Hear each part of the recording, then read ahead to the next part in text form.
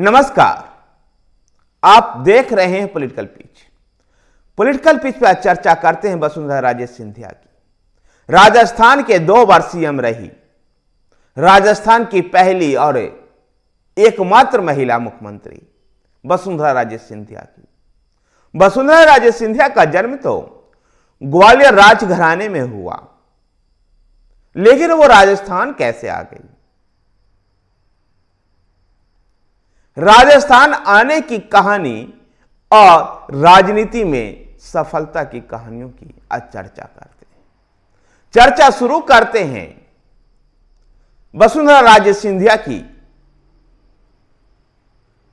उस दौर से जब वो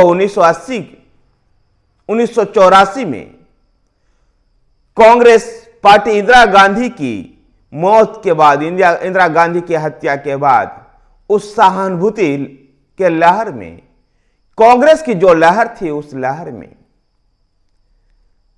चुनाव लड़ती है मध्य प्रदेश के भिंड से और वो चुनाव हार जाती है। 1984 में भारतीय जनता पार्टी के बहुत ही दयनीय हालत था और केवल 2 सांसद ही उसके जीत पाए थे। अटल बिहारी वाजपेयी तक वो चुनाव हार गए थे। अटल बिहारी वाजपेयी जहां से चुनाव लड़ रहे थे उसके बगल की ही सीट भिंड से चुनाव लड़ रही थी। पहली बार राजनीति में उतरी थी ग्वालियर राजघराने की बेटी वसुंधरा राजे सिंधिया, वो भी चुनाव हार गई। वसुंधरा राजे सिंधिया के चुनाव हारने के बाद माता विजयराज सिंधिया चिंतित नजर आ रही थी। वसुंधरा राजे सिंधिया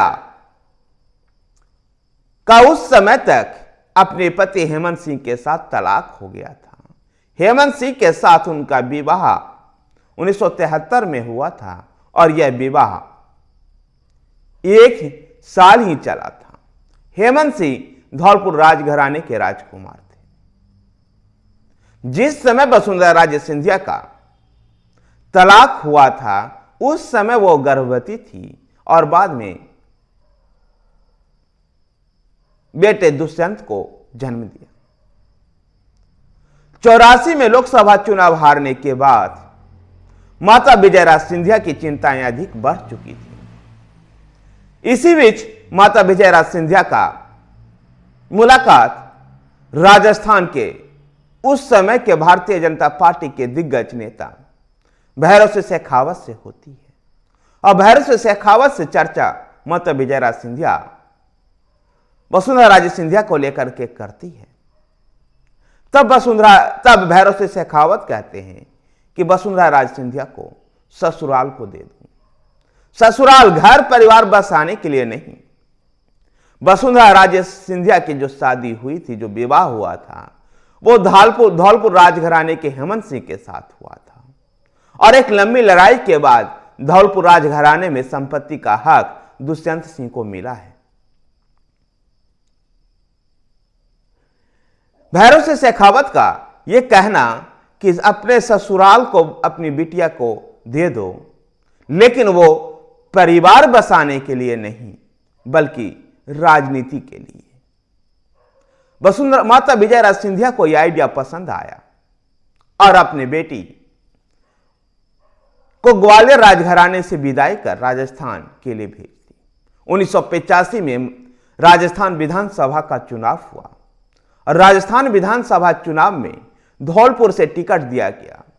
वसुंधरा राजे सिंधिया धौलपुर से पहली बार विधानसभा पहुंचने में सफल हुई और जब से जो सफर शुरू हुआ, 5 बार सांसद रही, कई बार विधायक रही और जब 2002 में भैरव सिंह शेखावत उपराष्ट्रपति बनने के लिए राजस्थान से दिल्ली कूच कर रहे थे, जब उन्होंने वसुंधरा राजे सिंधिया के हाथों में राजस्थान भारतीय जनता पार्टी को बागडोर देते हुए कहा था कि वसुंधरा राजे सिंधिया राजपूत घराने की बेटी है तो जाट घराने, जाट की बहू है और इनकी बहू निहारिका गुज्जर राजघराने से आती है। इस प्रकार से राजपूत की बेटी जाट की बहू और गुज्जर के समधन है ये। और राजस्थान के जातीय राजनीति में इन तीनों जातियों का वर्चस्व रहा। भैरव सिंह शेखावत के द्वारा इस तरह का संबोधन के बाद वसुंधरा राजे सिंधिया कई बार ऐसे शब्दों का इस्तेमाल कर जाट, गुज्जर और राजपूत को साधने का प्रयास करती है। मौजूदा विधानसभा चुनाव में भी वसुंधरा राजे सिंधिया ने पहले ही चुनावी अभियान में इस बात का संकेत दे दिया और उन्होंने कहा कि मैं राजपूत की बेटी हूं, जाट की बहू हूं और गुज्जर की समधन हूं। यह जातीय समीकरण को साधने के लिए वसुंधरा राजे इस तरह के शब्दों का इस्तेमाल करती है। वसुंधरा राजे सिंधिया अटल बिहारी वाजपेयी सरकार में केंद्रीय मंत्री भी रही, लेकिन जब 2002 में भैरव सिंह शेखावत राजस्थान छोड़कर दिल्ली में उपराष्ट्रपति पद को संभाल चुके थे और ऐसे में 2003 में राजस्थान विधानसभा चुनाव में भारतीय जनता पार्टी की जीत के बाद भारतीय जनता पार्टी के शीर्ष नेतृत्व ने वसुंधरा राजे सिंधिया को नेता के रूप में चुना और वो मुख्यमंत्री बनने में सफल हुई। 2003 से लेकर 2008 तक वो मुख्यमंत्री रही। 2008 में फिर से भारतीय जनता पार्टी चुनाव हारी, लेकिन वसुंधरा राजे सिंधिया के नेतृत्व में ही 2013 में पुनः भारतीय जनता पार्टी एक बार चुनाव जीतती है और फिर से सत्ता में लौट करके आती है। लेकिन 2018 में भारतीय जनता पार्टी एक बार फिर से चुनाव हार गई। लेकिन 2018 की चुनावी हार सीटों की संख्या से जरूर निश्चित रूप से कांग्रेस से बहुत कम थी, लेकिन वोट प्रतिशत में मामूली अंतर था कांग्रेस और भारतीय जनता पार्टी के बीच में।